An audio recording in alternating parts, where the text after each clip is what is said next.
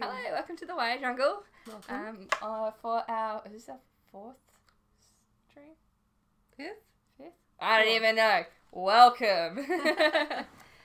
Sorry for the delay. A few things, stuff. There's always something. It's just who we are as people. Just how we operate. To everything. Yeah, don't forget to mute your stuff. I did. Yeah, excited. High five.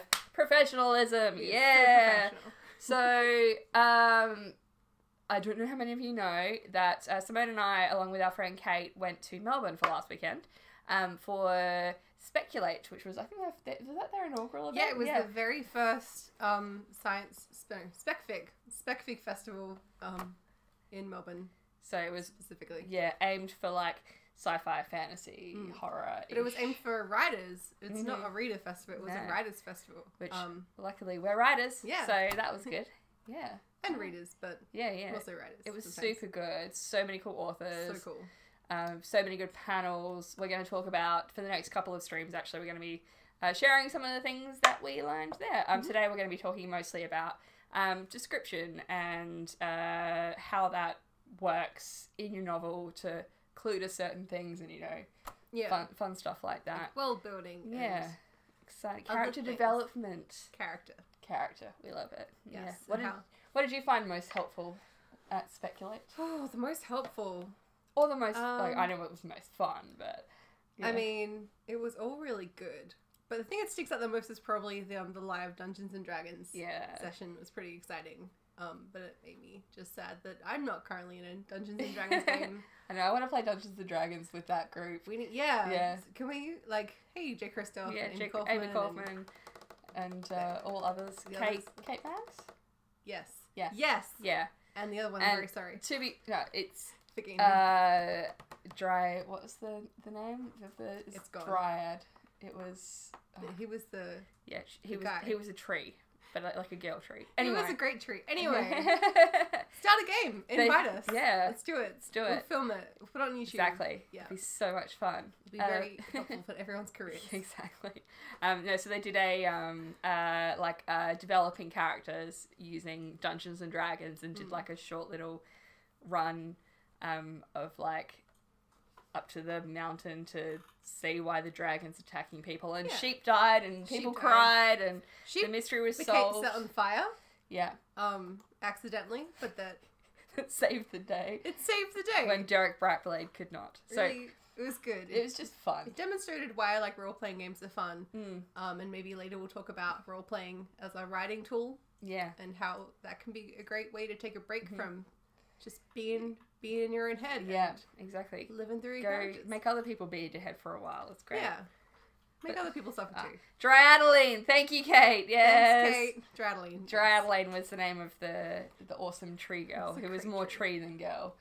Like spooky tree. Like Wizard of Oz. Yeah. Tree. Yeah. But in a fun, harmless, helpful way. Yes. An awesome way. Not quite like an ant. Like a... I would say probably an ant's probably closer to... Anyway. Tell me a lot about this tree. Well, you see, we're just assuming based on, what we learned from... I know what I was imagining. Yeah, but exactly. What were they imagining? What were you imagining? Could be different. Could be very different. It's the wonders of language and character.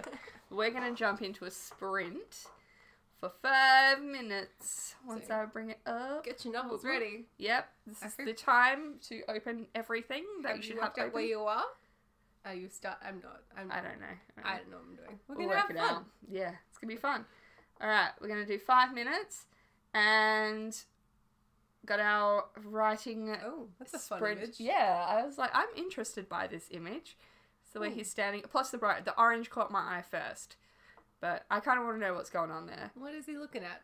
He's got his eyes closed, I think. Does he? Maybe? I'm blind. I can't see the Well, there you go. Here. Well, he could have their eyes open. Anyway. My glasses with me. Anyway. So, yeah, this is your writing inspiration, should you require it. Yeah, write about this guy. Yeah. Who is he? Is he some street thug? Is he like a Superman? Has he got a bum bag, or is it like... he does have some sort of bag. Yeah, yeah. It was like the print on his jacket. Nah. Anyway, the choice is yours. It's up to you. The power is yours, as Captain Hunt would like to say. All right, 5 minutes on the clock. Go now.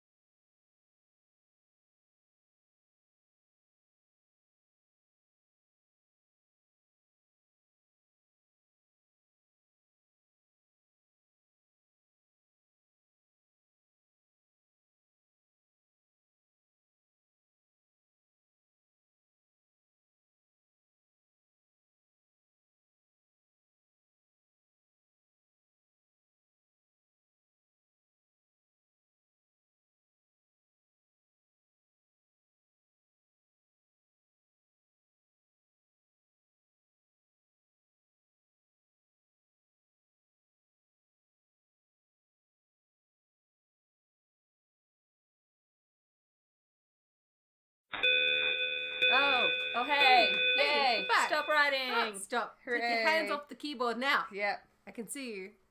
I can't really. Can't. Or can I? Can you? Who knows? All right. Hooray. How'd you go? I did nothing. I wrote 18 words. Yay. And then complained about...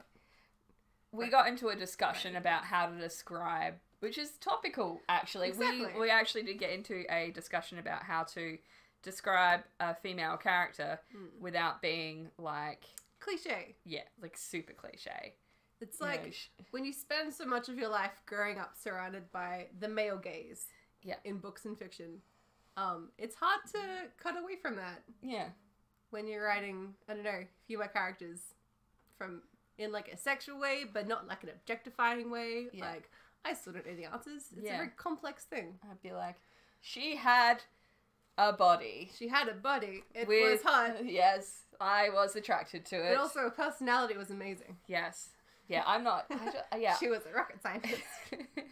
A sexy rocket scientist. A sexy rocket scientist. Yeah. But sexy for herself. Yeah. She doesn't need a man, but she can have one if she wants. Yeah, exactly. Yeah, that's the way to do it. Yeah. Anyway. Hey, you did 166 Yay, words. Well done. Hooray, okay, better than both of us. You're also, amazing. welcome, Ali.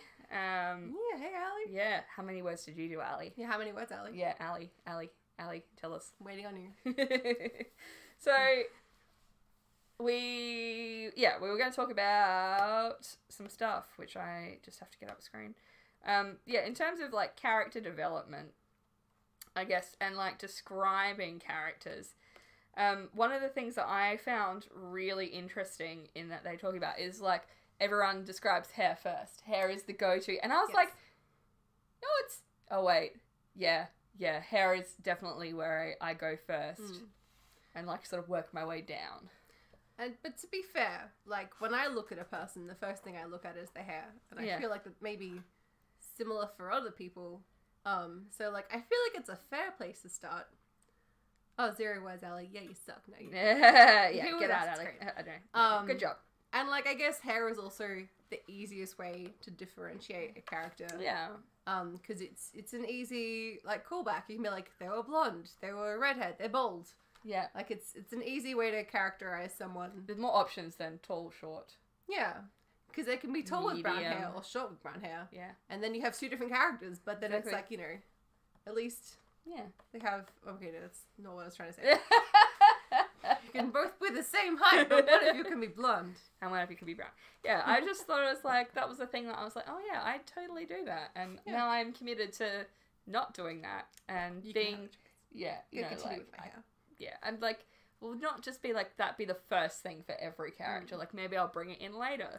Oh yeah, because hair is important, I feel. You don't want to be too, like, strategic or, like, you know, cookie cutter in the way you describe, where, like, every cutter is, like, color. Every character is, like, hair color, skin color, you know, distinguishing facial disfigurement. Like, shake it up. Which means they're ugly but still beautiful on the inside and the outside. Like the scars that are like horrible but make them look more attractive. Do you know what? I have a character like that. 100%. None of my characters are ugly, I'm sorry. No. But, like, you know what? Beauty is in the eye of the beholder. And I think a lot of people are pretty. Yeah. So there you go. Not everyone thinks they're pretty. That's fine. You're all beautiful. Yeah.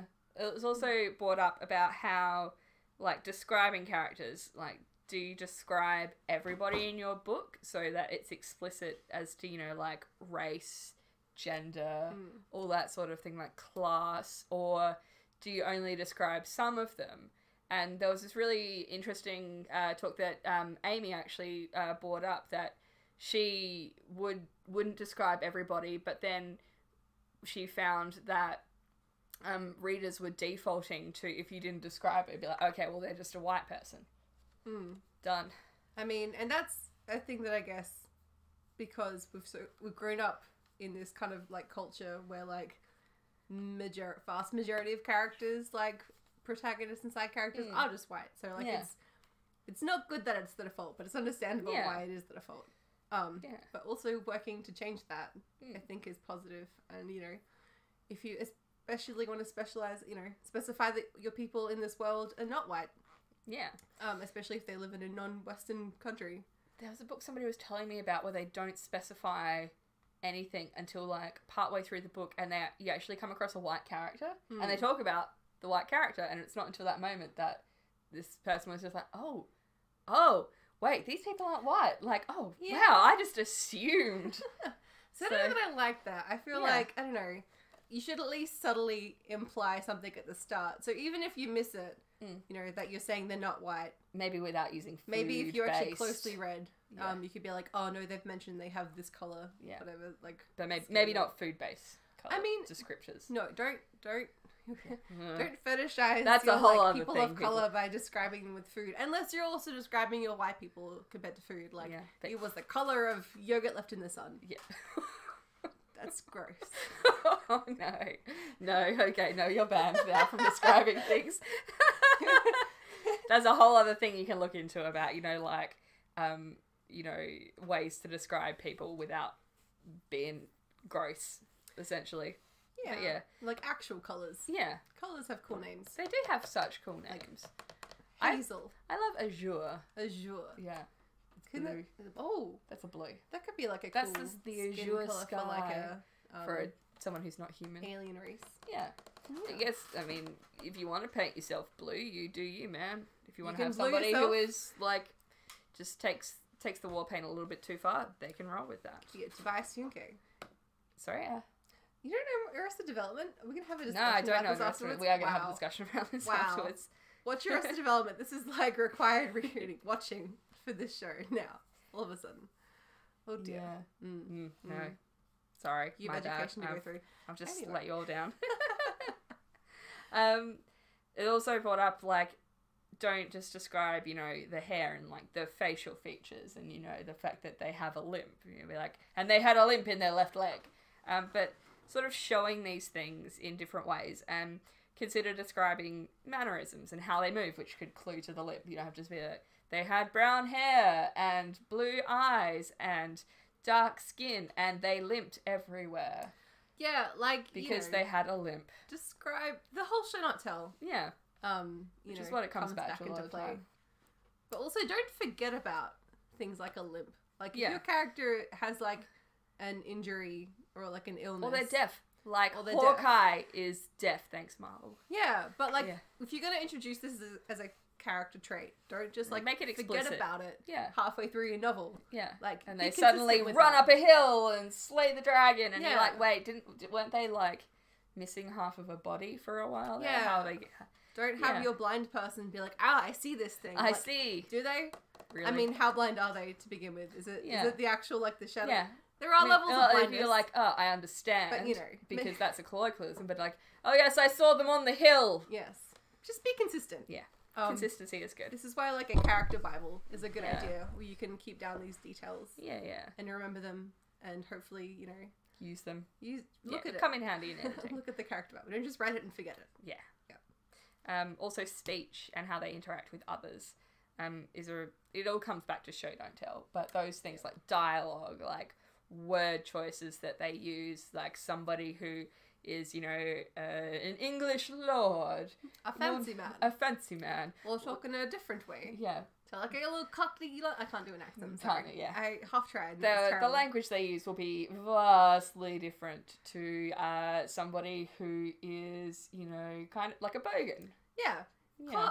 Class can determine how you talk. Yeah, absolutely. Like all your little East Coasters. Yeah.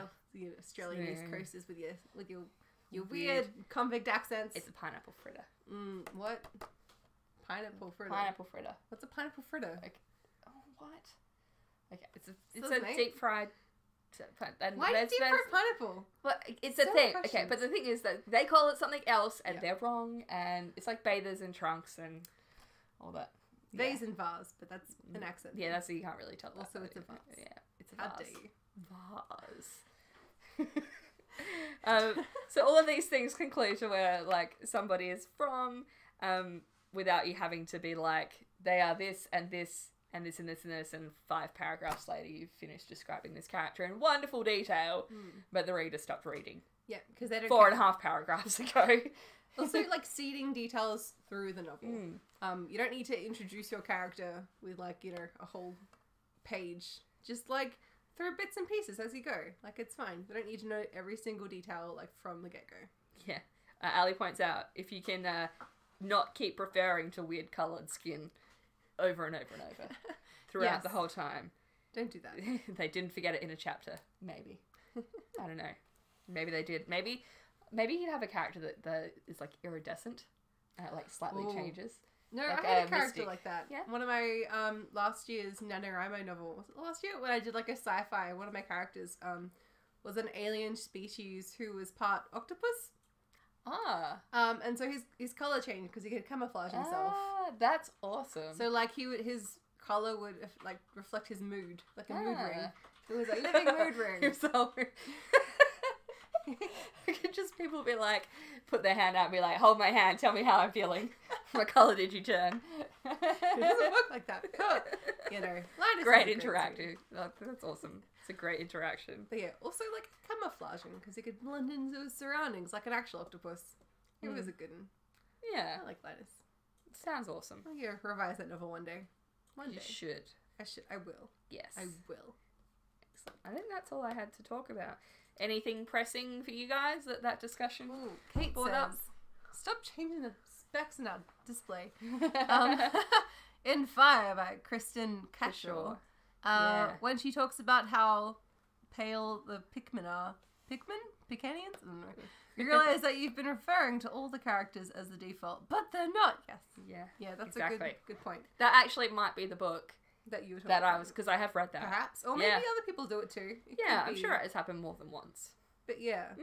Like, yeah. Stop making the defaults white, guys. Yeah, pretty much. There are a vast, like, array of other people who are not white.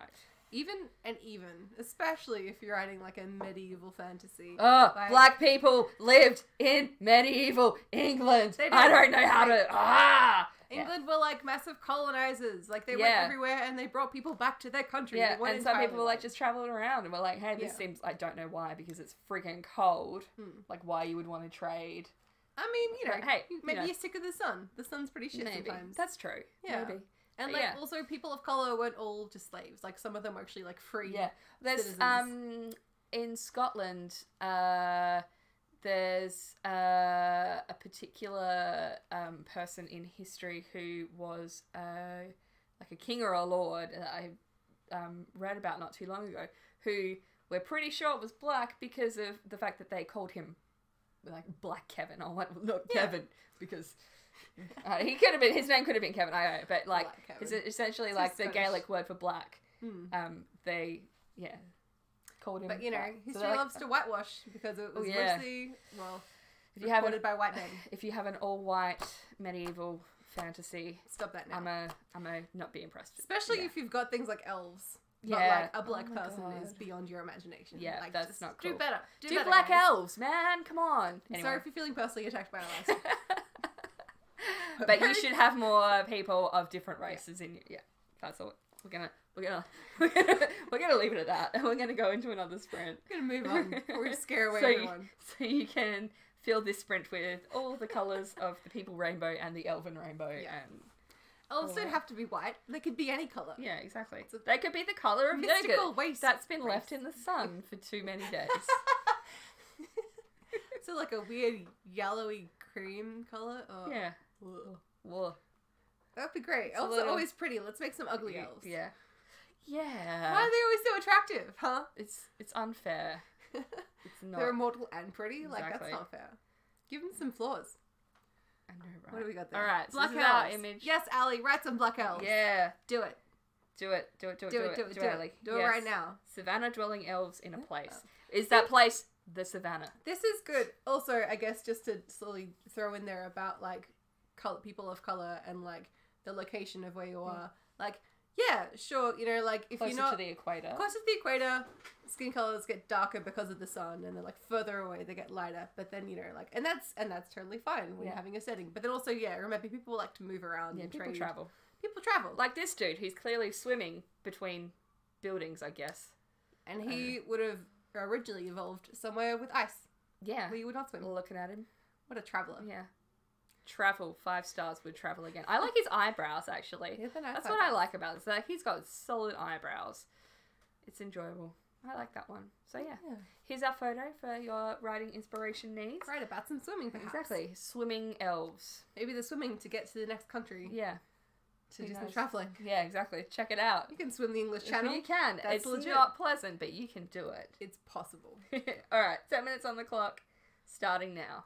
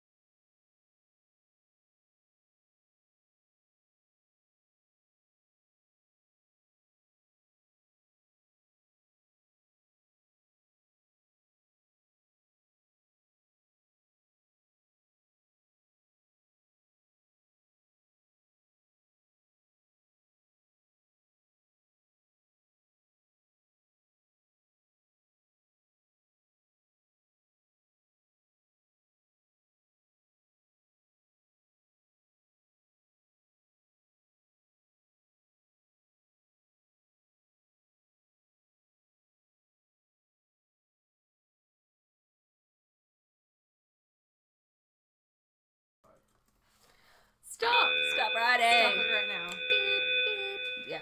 Is it beeping? Presumably yes. Probably. We have it turned down. That's so it. yeah. We can't hear I it. assume that it beeped for you out there in the internet land. So yes, how did you go? We got talking about planning and the logistics of sharks and internet cables. Yes, as is the grand plot of my villain. So plotty, such villain. It's actually like I'm sold on this plan. Like I kind of like want to know how you would do this. Like not to actually do it because I don't want to get that close to sharks ever. But and also I like having the internet work in my country. That is true. I do enjoy the internet. But you know, I feel like it's feasible if you could also like telepathically communicate with sharks to get them in on the plan. Which is a key linchpin in this plan. Which my characters can, because there's like an Aquaman type villain. Yeah. Villain in the league who can, you know, talk to sharks. Who's very much like, haha. Like, hey shark bros, you know what would be fun? Destroying the internet. Attack this cable. It tastes like fish. Maybe like seal. Maybe like, that sounds fishy. It's just a really long seal. It's a giant long seal. It stretches seal spaghetti. on different continents. Yes. So yeah, as you can tell, we were very productive. So I did 69 words. Oh yeah. I did like maybe 10. Well done. Still good. I was discussing earlier the new opening that I was going to start for my thing. I wrote one sentence like months ago, and I looked at it today and was like, I don't even know.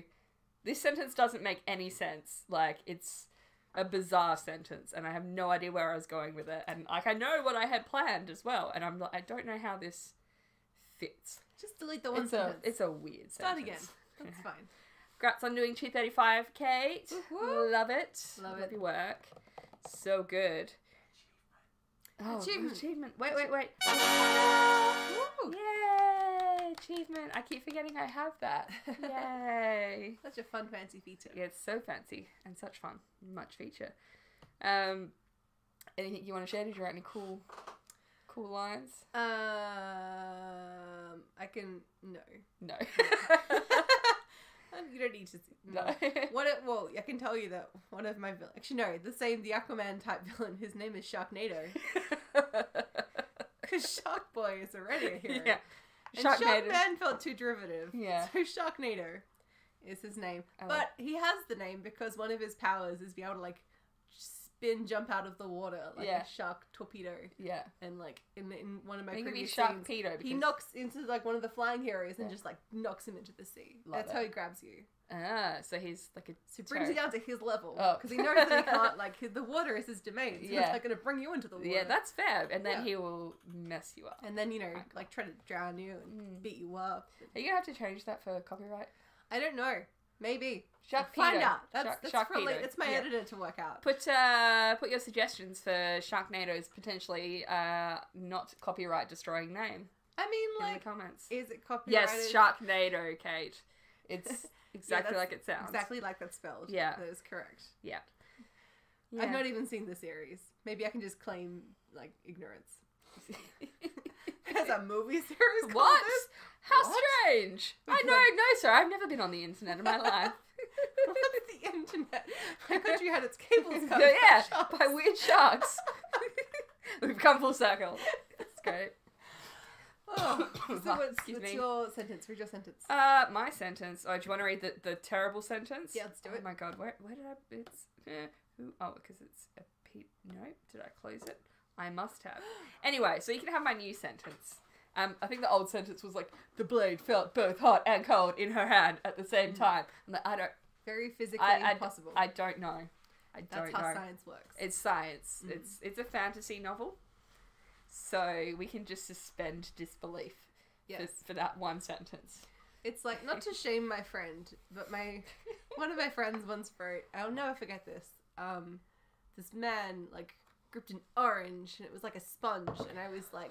Oranges aren't anything like sponges. No, stop this. No, like sponges. I guess they were like, there was the give in there and the texture, but like sponges, like bloop, like maybe like a super dense sponge. Yeah, but like it felt like a super dense sponge. At that point, it's like a foam ball. Yeah, it's pretty much. It's not an orange either. No. It's alright. She got rid of the line. That's fair. Yeah. My new line is, the blade sliced through the air, passing so close to Ren's face. Dun dun dun dun dun dun. That's all I've written so far. It's close. Yeah. Does she hear like a whistle? Yeah. No, but she's going to lose some hair, and then she's going to be like just a little bit. Just cut that. But she's a princess, and her father does not approve of her. She's like your stereotypical rebellious princess, because she has to be, and also because her and her dad don't get on, and like her older sister is very responsible, and she's like you can't the have perfect child. Two like children who get along with the father. One of them's always going to fight. Yeah, exactly. That's how that works. And part of their issues with each other is what spurs the story on. But yeah, so she's going to get her cousin potentially in trouble because she's learning how to fight with swords, and her dad's just like, you get into enough trouble without learning how to like wave sharp things, so let's not do that. Getting into weapons. Yeah. So I love it. That's where we're going at the moment. That's good. I love a good rebellious teen story. Because I was a really lazy rebellious teen. Yeah, no. Just a lot of, angry silences. So great. So mature. Love it. Yeah, just like fume silently. No one understands me. I was such an emo kid in my high school days. Nobody could ever have these feelings ever in the history of the world. Teenage me was 100% behind that, but as you get older, any teens who are watching, like, you'll get, like, emotions are just crazily amped when you're a teen. So crazy. It's good fun. Anyway, getting off topic. So, keeping in the description and the language vein, another thing that was discussed at Speculate was the fact that the amount of description that you assign to a character will signal to the reader how much attention they should pay to that character. So if somebody's like walking into a bar and there's like it's full of people and you're like, oh yeah, there's the girls dancing over there and there's some boys like leaning against the wall trying to be cool and stuff, and then across the room she sees this person with like shining grey white hair, long locks, and he's got like really like weird clothes, and he's carrying a sword, and then you never hear about him again. A duffel bag. Yeah. And a raincoat. Yeah. And pink Wellingtons. So like you're cluing to this character, to the reader, and that this person is important, and then you never mention him again. And even if you're trying to be edgy, be like, I'm just gonna like subvert everyone's expectations. People are just gonna think that you just forgot about them. Yeah. And you intended to bring them back, and then you didn't, and that makes you look unprofessional. It's true. So maybe don't do that. Yeah. I mean, it does. I mean, you can use it to a certain point. Yeah. Like creating false signals, which is done very well in a book. That I don't know. No, it's down the bottom. Kiss of Deception by Mary Pearson, because part of that novel is, a princess runs away. You noticing a theme with books that I write and books that I love. But she essentially escapes her betrothal to this kingdom, this other prince. She doesn't want to do it. She wants to go off and have fun times and not be like married, because she's 16, which is fair enough. No one should have to be married at 16. It's far too young. Oh god, 16-year-old no. Anyway, but along the way, so this prince ends up being like, nah, I'm gonna go find her, and there's like another person who's like a mercenary assassin kind of person, and so while the princess meets them both, and like in terms of like how she describes them and different things, like gives you clues to who it might be, and then but she'll do something else and you'll be like, oh, but wait, is it? So that's a really interesting way, and that's not necessarily like just describing people, it's also how they act and their mannerisms and things like that, and you don't find out until the end like who is who. So which one is the prince and which one is the assassin. So so I mean she uses like things like that to clue as to who might be who, but that's a really good use of it. Context, yes, you can do that, but don't don't describe all of your like everybody who passes in front of like crucial characters only. Yeah, main characters, side characters, tertiary characters. Yeah, but like the parents. You don't need to describe like a parent a lot, like one or two things. Just one or two things, just to signify, just to get like a basic image. So the reader can build an image from that. Yeah. You don't need to work too hard with description too. No. Like I know we said like earlier, definitely flag things, but you don't have to spell everything out. No. You can hint at things. You can be explicit with other things. Yeah, you can be like, maybe it's something they wear, maybe, it's like, do they have a shade of lipstick all the time? Yeah. Like what are they carrying? What's in their room is a really good way to clue to, which is actually, I've got further down, I think somewhere. So what's in the home, food that they have, and names, they can all clue to the race and class of your characters, which is really good. So, like how they decorate, what kind of cultural backgrounds. Exactly. If you're from an ethnic background, you probably have some plastic-covered couches. Yeah. It's a good signifier. My grandmother had many a plastic-covered couch. We didn't so much, but... No, you're not Italian, are you? No, I'm not. I feel like it's an Italian, Greek, Lebanese thing. I feel like it would have saved a lot of our couches, though. I mean, like, yes, but also it's the worst to sit on, especially in summer. You just stick into the couch. No, that's like, but then there'll be like another blanket on top of the couch, and it's just like just take the plastic off. Yep, and just do the blanket. Just live on the couch like a regular person. But so things like that, because your reader's going to build an image of your character anyway, and if you get too bogged down in description with, like I said, 5 paragraphs of everything about this character, your reader's not going to care. You don't need to know everything. No. Just a few things. 3 to 4 things. 3 is a good number for anything. Yeah. But, it's just a great number. Yeah.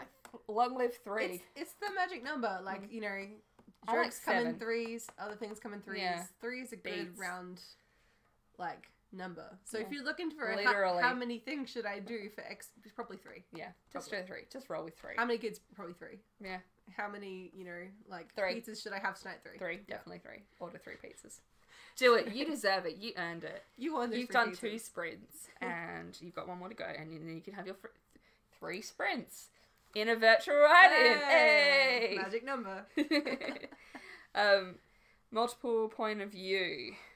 Do you want to talk about that one? Is this from a discussion we had yesterday online on the internet, or is this a... it was from Speculate, but I think we also talked about it. There's different things. So, well, I'll talk about that, and I'll talk about this, and then you can talk about that, because we did have a discussion on the internet the other day. Yes. The internet. That you will not find. So multiple point of view, really good for showing what a character likes, and what they are like, and what they think they're like, and what they think they're doing, versus when you swap to perspective of another character. What your first character thinks they're doing might not actually be what they're doing in the perspective of literally everybody else. So they think they're taking charge and running things, and it's great, and then everyone is like, yeah, they're really good at doing this, and everyone else is just like, oh my god, Bob's at it again. No, just let him roll with it, and then he can be off there doing his own thing, and we'll just go over here and we'll do the actual thing. Yeah. So Bob thinks he's like, great time taking charge. He's assertive. He's getting things done. Everyone else is just like, yeah, whatever, Bob. Such a demanding dickhead. Yeah. And so that helps your reader triangulate into, which is the word that they use. Very good word. Triangulate into maybe what's true and what's not. Because when you're in first person perspective, all you get is that person's perspective. Third, you can, depends if it's omni or singular. Omniscient? Omniscient, yeah. Omniscient. Yeah. All-knowing, or, again, held to, like, limited. A particular character. Yeah. And this feeds into my favourite ever thing called the unreliable narrator. Yes, and unreliable narrator. I love this in books, where, because when you're reading, you kind of just assume that what you're reading is the facts laid before you. But especially when you have, like, a limited narration or a first-person narration, like, you're not actually getting 100% the full picture. You're getting that character's perspective, and you can play with that in really fun ways. My favorite example, which was the big controversy of, like, the time that it was written, the Agatha Christie, the murder of Roger Ackroyd. Ah, yep. Which, I'm going to ruin this for you, but it's like hundreds of years Do you know what? It's like not even 100 years old. It's not a book. But you should have read this by now. Yeah. But, like, she tricked her audience into making the murderer the narrator character. But you don't find this out to the very end of the book. And people were outraged because they were like, you can't do this. You can't have a whole story and suddenly it's the protagonist. No, but she did, and it was amazing. So good. And, like, I recommend reading it even though you now know the twist, because even just seeing how she does it is really cool. Yeah, it's just, that's such a cool flip of the audience's expectations, which is fun things you can do, subvert. And I see that a lot. And tropes, there's a giant subversion of a trope. Yeah. Of, like, well, not even a trope, because it is just how, like, crime novels work. Yeah. But, just, like, that's just messing with genre. people. But it's good. You can play with things when you have an unreliable narrator. Liar Liar by Justine Labellestier. Yeah, another good one. Oh, so good. I can't even just read it. Just read Liar. Justine Labellestier is a A+ author. Yeah, 5 stars. Would 100%. Also read. I was about to say would author again. But would read. Would read again. Oh, my sister Rosa. We're just gonna listen to all the books now. She's good. You know, unreliable narrators. Yeah. Really good. Actually, if done well. My sister Rosa is another unreliable narrator. Yeah. Because you're going with this character's perspective. Again, not going to ruin this book. That gets too new. You can read this. Yeah. But yeah, hold out for that one because that's a good twist. 5 stars. 5 stars. I feel like our audience is like, say, Alex and Kate. I don't even know emotions, tubes, the internet. It'll come they're like, what is the internet? A series of tubes. What's a tube? I can't internet. explain it that simply. It's like a circular thing and like maybe made of rubber. It's A-okay. This is the internet. Yeah. But yeah, unreliable narrators. But the discussion we were having with some other friends around switching perspectives within a book. So first perspective, first person versus. And then so this is what my book does, actually. I felt very personally called it. She didn't even intend it. She probably didn't even know. No. This is a call out to me. Simone felt personally attacked, even though she knew that it was like literally nothing. That is not what they meant. Well, I feel like she's never going to read a book now, but that's fine. That's fine. My book it's in 3 parts, and like the first and third part are in first person perspective from Meg, who's my main character. And then the second part is told from third person perspective through Warren's eyes. But, like, to be fair, part of the reason for this was because Warren's, like, a psychic. And, like, to write him properly would just be a lot of just, like, extra text being, like, thoughts here and there. And I'm like, this is too much. I'll just bring it out of his head. Because I don't want to be doing that. Yeah. And I don't know, it feels... From a writing perspective. Perspective. Also from a reader's perspective, it'd be boring. Yeah. It's not as fun. But this way, so he's still limited. You're still it's like Harry Potter is written. It's a limited third person. It's a limited third person. So you only hear like Harry's side of things, but you are not in and you Harry's get the head. Important things. So when he's actually having like specific telepathic conversations, like that's part of his. You see that, but you're not getting like what my character in my head receives, which is a constant kind of like onflow of just like everything around him. Yeah, it kind of comes across like a murmur of just like crowded voices from everyone within like a certain distance, which would be a lot. Like that's a lot for anyone to take. Yeah. Also, luckily, like very quickly into his section, he gets like a device to help him. How convenient. Otherwise you go crazy, like many other psychics. Yes, the psychics tend to go crazy in fiction because for that very reason. I can understand it. Yeah. But yeah, this discussion was like about, does that throw up, because this particular friend, it throws her out of the book. She hates it. She can't stand it when you swap between first person and third person in a book. But I do wonder though, like if that's, is it being done with separate chapters? Is it like sections, or is it within a chapter? Because I can understand if you're switching like from first willy-nilly to third within a chapter. That's a lot. You know? It's kind of annoying. Break it up. But I mean, so far my section, it's a very defined section, so I feel like it's fine. It's been flipped. Yeah. But the conversation was, and there were actually a few people, because I've read books and it didn't really bother me when I read it. Like it was a bit like, oh, okay, this is what we're doing when it happened. But then I was like, okay, that's cool. I was pretty happy to switch with it, but other people, it's a hard no. So that's fine. I've been on the unpopular end of book opinion. I will defend love triangles forever. I understand a lot of people sick of it, but whatever, man. Love triangles, fine. Insta love is my... Oh, yeah, insta love, no. No. Develop your romances, guys. Yeah, people have feelings for a reason, and those feelings change. Yes. I'm a fan of bicker twins, so that the hate to love trope is my favourite. You gotta watch Candy Jar, man. Yeah. It's on Netflix, recommend. Yeah, 5 stars. Amazing. They're like debate leads, and they fight the whole time, and then they fall in love. It's so cute. I love it. But what are your thoughts? Would that throw you out of a... Yeah, would you actually, if you've ever read The Amulet of Samarkand by Jonathan Stroud, is a good YA example of that, because you switch from like the third person of, you know, the magician to like Bartimaeus, who's not only first person but also footnotes. I love his footnotes, and he's all just like, he's the sassy friend. He's all just like, this guy's an idiot. It's great. It's like, I'm having the best time. This guy's crazy. He's the demon. He's fantastic. Yeah. Demons are the best. But yeah, like, have you read books like this? Do you like it? Do you hate it? Are you writing a book like this? Am I alone? Please tell me I'm not alone. If you're a publisher, would you publish this book? Call us now. At the number on the screen. We'll add in later in post. Also, past tense versus present tense in terms of, since we're in tenses, as in whichever you choose will clue your reader to certain information. So if it's all present tense, you know, it's happening now, you don't really know past tense.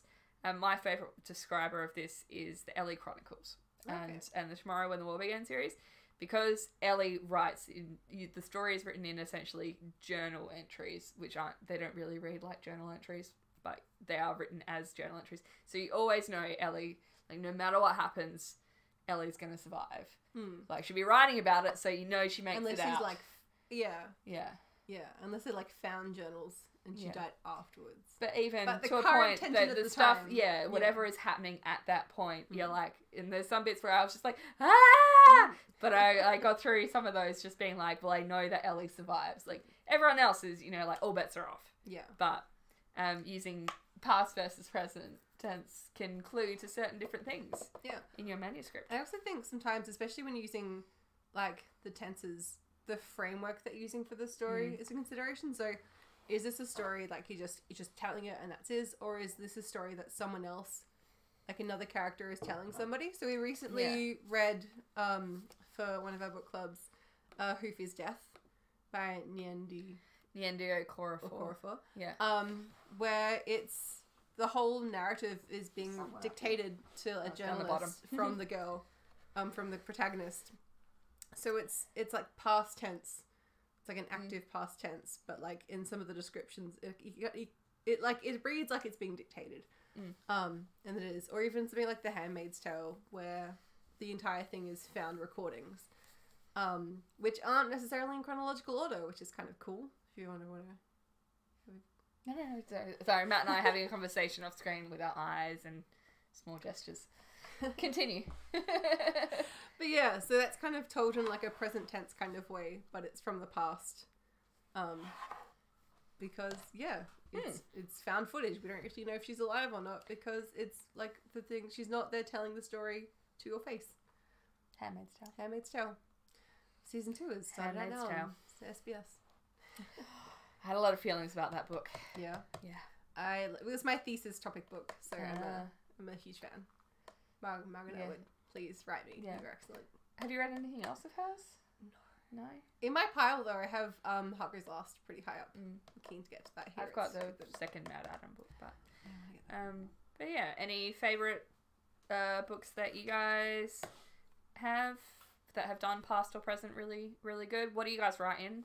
I write, what do I write in? I just write past tense. Yeah. I write past tense. Third person limited is where I'm my happy spot. I switch around. Yeah. Whatever the story feels like. Probably usually mostly third person, although my last NaNoWriMo novel, not the one with the octopus alien, the other one, I realised that was the year before, last year's, which was like a generation colony ship. Yeah. This was cool. Okay, Rory's really gonna hate that novel because I not only Sorry, Rory. Switch from having like a third person past third person, and then I have like some epistolary, like, diary entries and then, like, reports. I copied Illuminate a little bit, but, you know, whatever. Like, these little things will probably change in the next draft. It's okay. Yeah. We can't all be the Illuminate files. I wish. wish. I love them. So good. But yeah, I changed a lot of different perspectives, a lot of different tenses, just for funsies. Yeah. So actually, Illuminate was one of those books that got brought up as one that another friend was struggling with because she doesn't like swapping things, and Illuminate is essentially told in documents and transcripts, so it jumps all over. It's epistolary. Yeah. Yep. Which is a very fancy word for saying, you know, told in like letter form or like, you know, written. Yeah, so like Dracula was written through like diary entries and letters to each other and dictaphone recordings. Yeah. It's just a different way to tell a story.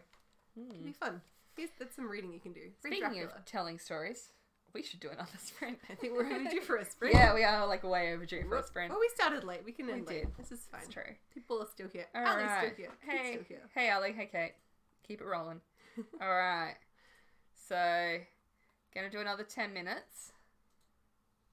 And this is our image, which I loved. I was like, I want to know why this chair is here. Like, it's a comfy sofa. Why is it on a rock next to the ocean? I'm imagining some teenagers maybe pulled it there. Yeah. It's like the it's like the chair in like Juno. Yeah, I was thinking Juno. Juno. Yeah. This is where they had sex. Well, if you're up for it, I guess. But yeah, I was just like, why is it's even got a cushion? Like, it's a well cared for chair. Yeah, it's not like been left to the end. I think it's a cool photo. So that's why it's your writing inspo should you require. It can be the Juno chair. It could be a completely different chair. I'm gonna put it out there. These writing inspiration pictures are pretty much like, I saw a cool photo that I liked and I want everyone else to look at it too. So you're welcome. Look at the photo boat in the background. Yeah, exactly. Where is it going? Like, can you only get to is it on an island you can only get to by boat? Maybe. Yeah. How often do they come? Yeah, and they've left for the summer, and this poor chair is just going to be left there to rot out over the winter, and they're going to come back, and it's going to be the skeleton. When will my humans come back? Yeah, from the exactly. war? Maybe tell a story from the perspective of the chair. Anyway, we're going to start this sprint. So 10 minutes on the clock, starting now.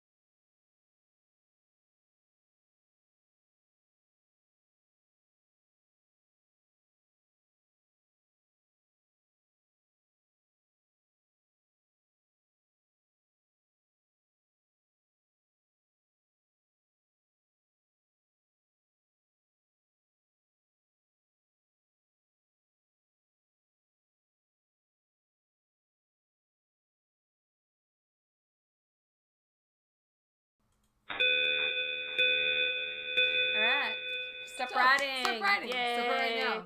Congratulations. You have made another 10-minute sprint, the final sprint. You have earned your 3 pizzas. Woo. Hooray. Now, let me just clear everything off the screen.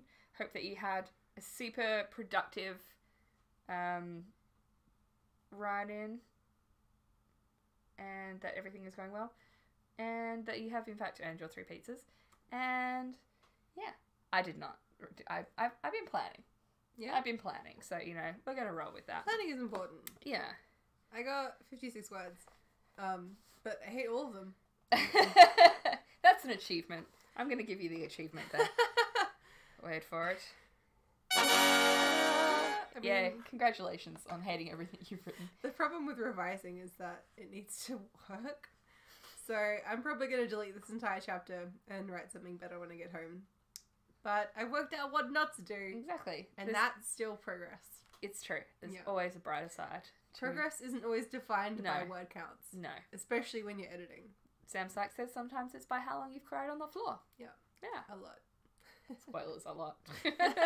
How good do you guys go? Get any writing done? Get any planning done? Yeah. Just staring at the chair. Yeah. Ordered your pizzas. Is that what you did? Because I'm cool. I'm cool with that. It's still open on a Sunday this time? Hopefully. Oh, yeah. It's only 8:30, dude. Yeah. Kate ordered 258 pizzas. Hooray! Ooh, it's a lot of pizzas. I love it. Good job. Well done. We're pretty much going to wrap it up. Any closing wisdom you would like to wisdom out to the universe? Please like and subscribe. Yes. If you enjoy our live streams and you want to continue joining us every fortnight on the weekend, then subscribe and you'll know when the next one's up. Or come to the the Facebook group. We've got Twitter, we've got Insta, we have a website as well, which I will pop up on the screen in just a sec. But yeah, we do a bunch of stuff. There's some blog posts. And yeah, we'll probably put links up to stuff we talk about. Yeah. On the blog. Like, it's good. Certain recommendations. I did post about 4 of the writing books that I found most helpful, which you may or may not agree with me on. As we discussed last time. But a couple of times ago, actually. Yeah. It's a bit lazy with putting them on there, but you can also find the photos that we used in our live stream. Yeah. So if you want to spend more time with any of them. Yeah. Yeah, exactly. If you want to continue staring at the poor forlorn chair that has been abandoned by its humans. If you want to maybe make a novel aesthetic with any of these images. That's true. Just struck by the image so well, and it's like, this defines my work perfectly. Yes, this one image. It's everything. We get them all from Unsplash. But, Unsplash! It's just the graphic designer secret in the media. Once you start going there, you'll see their photos everywhere. So good. Everyone loves them. Yeah. Do we have a theme for images next time? No, I don't think so. No, we don't. No. We're going to continue talking about things that we learned at Speculate and cool stuff in the next write-in, which is going to be 2 weeks. 2 weeks time. 2 weeks time. Probably on the Sunday. We'll let you know. If you join the Facebook group. Join the Facebook group. You will find out. You'll be the first to know. You'll be the first to know. Yeah. We might even start updating these times on Twitter. Maybe. Yes, we will. We will. Like us on social media. Yeah. Follow us. Join the pack. The YA jungle. What can we give our name? Grove? The jungle? I don't know. We'll think of a name. We'll think of something. A jungle theme. Give your suggestions. What is your suggestion? What do you guys want to be? We are open to all suggestions. Yep. It's going to be great. Love it. All right. Thanks for joining us. Hope you did wonderful writing. If not, we hope you did some writing, which you can then make wonderful later. Yes. And we will see you next time on The YA Jungle. Bye. Bye.